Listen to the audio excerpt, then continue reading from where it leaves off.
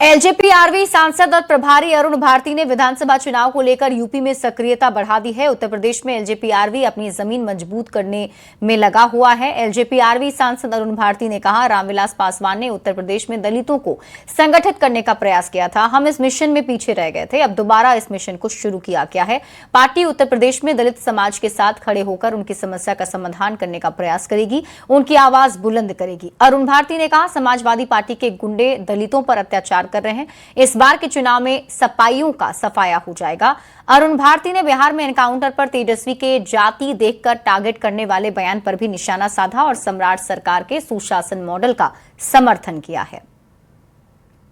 बाद अरुण भारती अब उत्तर प्रदेश में सक्रिय हो गए हैं और हमारे साथ खुद मौजूद है अरुण भारती। लगातार आपको नए असाइनमेंट मिलते जा रहे हैं। बिहार से अभी जश्न खत्म नहीं हुआ कि आप उत्तर प्रदेश में घुस गए। जी बिल्कुल, देखिए हमारे नेता, हमारे पार्टी के संस्थापक स्वर्गीय रामविलास पासवान जी ने बिहार के साथ साथ उत्तर प्रदेश में भी दलितों को संगठित करने का प्रयास किया था। बीच की परिस्थितियां आपको पता है, हम लोग इस मिशन में थोड़ा पीछे रह गए थे, लेकिन अब दोबारा हम लोगों ने उस मिशन को शुरू किया। अगर हम उनके साथ खड़े हो पाएँ, उनकी समस्याओं का समाधान कर पाएँ, अगर हम उनके लिए समस्या का समाधान करने के साथ साथ एक ऊँचे स्तर तक उनकी आवाज़ को ले जा पाएँ, इसी में हम लोग कार्यरत हैं। लेकिन वहाँ अखिलेश जैसे भी स्टेक होल्डर है, जैसे आपने आरजेडी से यहाँ मुकाबला किया, अखिलेश के पीडीए से कैसे मुकाबला होगा? क्योंकि लोकसभा चुनाव में जो उम्मीद थी आपको उत्तर प्रदेश से, वो नतीजे हासिल नहीं हुए। अब देखिए, जैसे बिहार में जिस तरह से सिचुएशन था, यहाँ पे जैसे तेजस्वी के और राजद के गुंडे लगातार दलितों को परेशान करते हैं। कई बार इन्होंने दलितों का वोट भी लिया है, मगर अत्याचार करने में यही लोग आगे रहते हैं। ऐसी ही स्थिति उत्तर प्रदेश में भी है।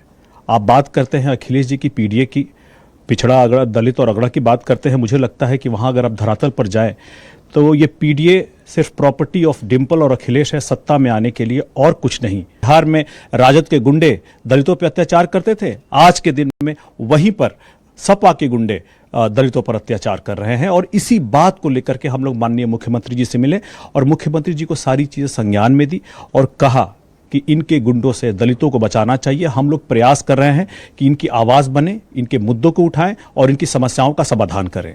यानी सपा का मुकाबला कर पाएंगे आप?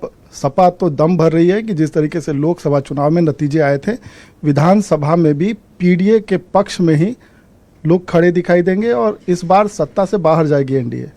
बिल्कुल, देखिए, अगर हम दलितों की आवाज़ बन रहे हैं तो मुझे पूर्ण उम्मीद है कि आने वाले समय में जैसे हम लोगों ने दलितों को यहाँ पर बिहार में संगठित किया था, उत्तर प्रदेश में भी हम संगठित कर पाएंगे और जितने भी सफाई हैं उन सब का सफाई कर देंगे। सफाई से भी उनकी सफाई हो जाएगी। अपने उत्तर प्रदेश के मुख्यमंत्री से मुलाकात की, बिहार के मुख्यमंत्री से भी आपने मुलाकात की है और बिहार में जिस तरीके से सरकार फैसले ले रही है, ख़ासतौर पर आपराधिक मुकदमों में, और जो आरोपी हैं जिनके खिलाफ ऑपरेशन लंगड़ा चलाया जा रहा है, आरजेडी का कहना है कि जाति देखकर जो है क्रिमिनल को टारगेट किया जा रहा है या व्यक्ति को टारगेट किया जा रहा है। नहीं, देखिए, सरासर गलत है। माननीय मुख्यमंत्री सम्राट चौधरी जी गुड गवर्नेंस और डेवलपमेंट के एजेंडे को लेकर के चल रहे हैं, जो हमारे नेता चिराग पासवान जी ने बिहार फर्स्ट, बिहारी फर्स्ट में कहा है। तो ये है प्रभारी अरुण भारती, जो एलजेपी-आरवी के जो असाइनमेंट होते हैं इनके ही कंधों पे होते हैं और ये बखूबी उसको बिहार में पूरा किया है। अब उत्तर प्रदेश में चैलेंज है, क्योंकि जिस तरीके से संगठन की मजबूती बिहार में है, उस तरीके से उत्तर प्रदेश में अभी पैर जमाने हैं, ज़मीन तलाशने होंगे। लेकिन अरुण भारती को ये भरोसा है कि वो दलितों की आवाज़ बनेंगे और जो नतीजे बिहार में आए हैं वही नतीजे उत्तर प्रदेश में भी होंगे। कैमरामैन मनीष के साथ दिवाकर तिवारी, न्यूज़ 18 बिहार। मुंगेर में सुरक्षा बलों को बड़ी सफलता मिली है, जहां नक्सल प्रभावित माने जाने वाले सोसीन पहाड़ी इलाके में सुबह सीआरपीएफ 215वीं बटालियन और स्थानीय सुरक्षा बलों ने संयुक्त रूप से जंगल में कॉम्बिंग ऑपरेशन चलाया है। खुफिया इनपुट मिला था कि पहाड़ी इलाके में संदिग्ध लोगों की आवाजाही बढ़ी है। जंगल में हथियार छिपाकर रखे गए हैं। सूचना मिलते ही B215 बटालियन डॉग स्क्वाड के साथ जंगल में उतरे। जवानों ने पूरे इलाके की घेराबंदी कर कई घंटों तक सर्च ऑपरेशन चलाया। तलाशी के दौरान झाड़ियों और पत्थरों के बीच छिपाकर रखी गई 2 देसी बंदूक और 3 जिंदा कारतूस बरामद किए गए। फिलहाल बरामद हथियारों को जब्त कर जांच शुरू की गई है। वहीं पूरे इलाके में हाई अलर्ट जारी है और जंगल में अब भी सर्च ऑपरेशन जारी है। औरंगाबाद की रहने वाली राशि ने श्रीलंका के कोलंबो में आयोजित Asia cake Oscars world edition 2026 में विजेता बनकर पूरे देश का नाम दुनिया भर में रोशन किया है। उन्हें प्रतिष्ठित अवार्ड और certificate whipped cream wedding cake artist intermediate category में उनके बेहतरीन प्रदर्शन के लिए दिया गया है। मूल रूप से औरंगाबाद के चंद्रगढ़ गांव की रहने वाली राशि फिलहाल अपनी मां सुषमा सिन्हा के साथ रांची में रहती हैं और इस अंतर्राष्ट्रीय प्रतियोगिता में दुनिया भर के कई देशों से आए कलाकारों ने हिस्सा लिया था। लेकिन राशि ने अपनी शानदार कला, क्रिएटिविटी और कड़ी मेहनत के दम पर जजों और दर्शकों को प्रभावित करके ये ऐतिहासिक जीत अपने नाम कर लिया।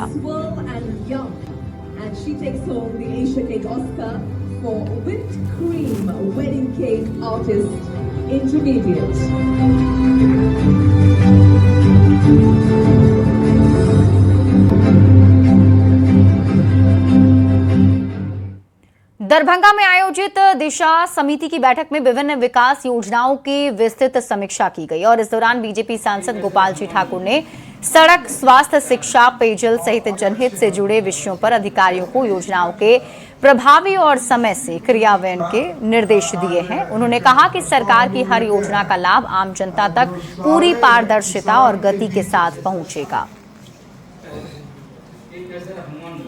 आज दरभंगा में आयोजित दिशा समिति की बैठक में विभिन्न विकास परियोजनाओं की विस्तृत समीक्षा की है और जहां पर सड़क, स्वास्थ्य, शिक्षा, पेयजल सहित एलिवेटेड रोड, आरओबी बन रहे डीएमसीएच में अस्पताल, आयुष अस्पताल, आईटी पार्क सहित अनेक विषयों पर मैंने प्रभावित तरीके से समीक्षा की है और समयबद्ध तरीके से इसका क्रियान्वयन हो, इसका दिशा निर्देश दिया है। और इसी के साथ इस बुलेटिन में अभी के लिए बस इतना ही। आप देखते रहिए न्यूज़ 18 बिहार झारखंड। यादव ने आरोप लगाया था कि बिहार में जाति देखकर एनकाउंटर किया जा रहा है। अब तेजस्वी यादव के आरोपों का जवाब जेडीयू प्रवक्ता नीरज कुमार ने आंकड़ों के साथ दिया और नाम गिनाते हुए तेजस्वी यादव से पूछा, क्या ये सभी एक ही जाति के थे? ये रिपोर्ट देखिए, फिर खबर तो समझिए।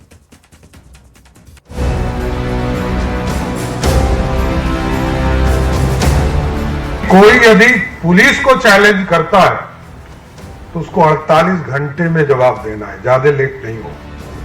सरकार ने पुलिस के हाथ खोल दिए हैं और पुलिस अपराधियों को ताबड़तोड़ उन्हीं की भाषा में जवाब दे रही है। 1 महीने में 11 एनकाउंटर, खासकर पिछले 4 दिन में 5 एनकाउंटर हुए। 21 मई यानी आज एक और एनकाउंटर हुआ। किशनगंज में कई कांडों में मोस्ट वांटेड अपराधी पवन कुमार उर्फ चिंटू पुलिस से भिड़ा, जिसका नतीजा हुआ कि पैर में गोली लगने के बाद सीधे अस्पताल के बिस्तर पर पहुंच गया। एनकाउंटर में पुलिस के भी 2 जवान घायल हुए।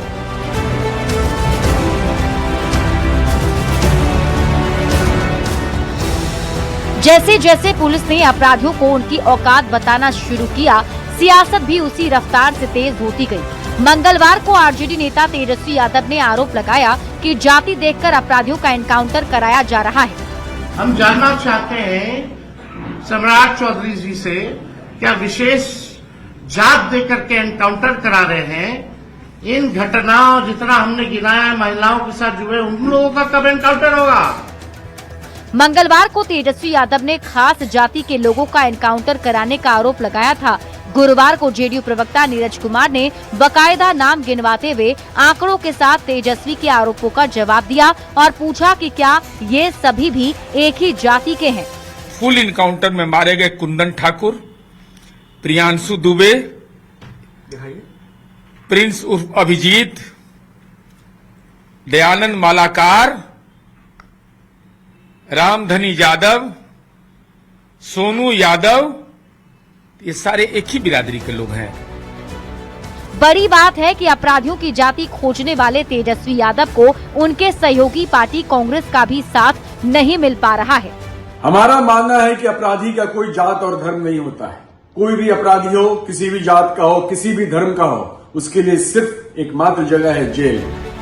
दूसरी ओर एक बार फिर भरे मंच से सीएम सम्राट चौधरी ने साफ कर दिया कि अपराधी किसी भी हाल में बचेंगे नहीं। कुछ लोग तो ये पूछ रहे हैं आजकल कि पुलिस इनकाउंटर यदि होता है तो उसमें जाति भी पूछना चाहिए। तो मैं तो पुलिस वाले को कहूंगा, भाई पूछो, जाति पूछकर ही गोली चलाइएगा, इसे मत चलाइए। मतलब क्या कॉमन सेंस लोग यूज कर रहे हैं। मतलब ये कि एक ओर बिहार में एनकाउंटर जारी है तो दूसरी ओर सियासत। वैसे कांग्रेस नेता ऋषि मिश्रा के बयान के बाद यही लगता है कि इस मुद्दे पर तेजस्वी यादव अलग थलग पड़ते दिख रहे हैं। न्यूज़ 18 के लिए पटना से आनंद अमृतराज और अमित कुमार के साथ ब्यूरो रिपोर्ट। और अब हम आपको पूरी खबर समझाते हैं। अपराधी की जात पर सियासत आखिर बिहार में क्यों हो रही है और कैसे इसकी शुरुआत हुई। सबसे पहले आपको बता दें कि तेजस्वी यादव ने इसे लेकर के आरोप लगाया था और सरकार के खिलाफ हमला बोलते हुए तेजस्वी यादव ने आरोप लगाते हुए कहा कि जाति विशेष के खिलाफ सिर्फ पुलिसिया अत्याचार बढ़ा है। सीएम विशेष जाति देखकर एनकाउंटर करवा रहे हैं। अब तेजस्वी यादव को नीरज कुमार ने जवाब दिया है। जेडीयू के मुख्य प्रवक्ता और एमएलसी नीरज कुमार ने तेजस्वी यादव को जवाब देते हुए कहा, अपराधी की जाति क्यों खोज रहे हैं, क्यों एक जाति को अपराधी करार देने पर तेजस्वी यादव अड़े हुए हैं। अब आपको जातिगत आंकड़ों से एनकाउंटर वाली कहानी समझाते हैं। देखिए, बीते कुछ दिनों की अगर हम बात करें तो 22 एनकाउंटर हुए हैं, जिसमें 17 हाफ एनकाउंटर हैं, जिसमें पैर में गोली मारी गई है और 6 जो अपराधी हैं वो ढेर किए गए हैं, मार दिए गए हैं। अब मारे गए जो अपराधी हैं उनकी जाति की बात कर लेते हैं। तो यादव जाति से 2 अपराधी ढेर किए गए, कुशवाहा जाति से 1, ब्राह्मण जाति से 1, भूमियार जाति से 1 और माली जाति से 1। हाफ एनकाउंटर में घायल अपराधियों की जाति की भी बात कर लेते हैं। जो हाफ एनकाउंटर में घायल अपराधी हैं उनमें यादव समाज से भी है, राय समाज से भी है, राजपूत भी है, कुशवाहा समाज से भी है, शर्मा समाज से भी है, महतो से भी है और कुम्हार से भी है। तो अब आप सवालों के जरिए खबर को समझिए। एनकाउंटर में जाति वाला एंगल आखिर क्यों खोजा गया? सवाल यह भी कि अपराधी की जाति आखिर क्यों खोजी जा रही है और अपराधियों की जाति पर सियासत क्यों हो रही है। तब आपको पूरी खबर समझाते हैं। अपराधियों की जाति पर सियासत क्यों, इस खबर को आप ऐसे समझिए कि बिहार की राजनीति में जाति बड़ा फैक्टर है। जाति के नाम पर ही वोट मिलते हैं, वोट बैंक बनते हैं और वोट बैंक को साधने के लिए ही जाति की बात नेता करते हैं। और अब इस बार अपराधियों की जाति को लेकर सियासत शुरू हो गई है।